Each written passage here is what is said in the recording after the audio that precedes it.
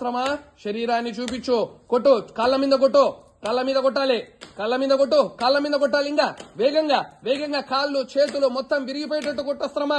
శరీరంలో ఇన్ని ఏళ్ల నుంచి సన్న బిడ్డని ఇబ్బంది పెడతాన్నావారా నువ్వు? సుంఠ కొట్టు అస్త్రమా.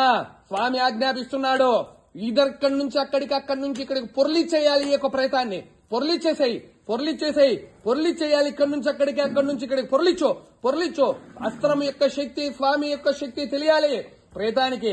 పొర్లిచ్చు, పొర్లిచ్చు, పొర్లిచ్చేసేయి. శరీరంలో ఉన్నటువంటి ప్రేతానికి కావలసినటువంటి సర్వ విధాలైనటువంటి వినాశనాన్ని చేయి.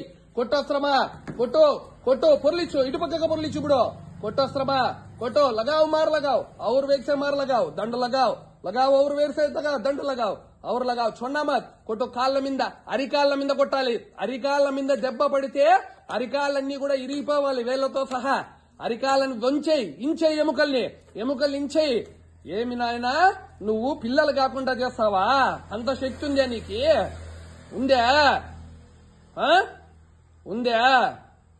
వేడు శరణు వేడు స్వామిని, లేయి పైకి వేడు శరణు వేడు, క్షమించని వేడు శరణు వేడు, సాష్టాంగ దండ ప్రణామం చేయి, నమస్కారం చేసి శరణు వేడు, శరణు వేడు. అర్థమైతుందా?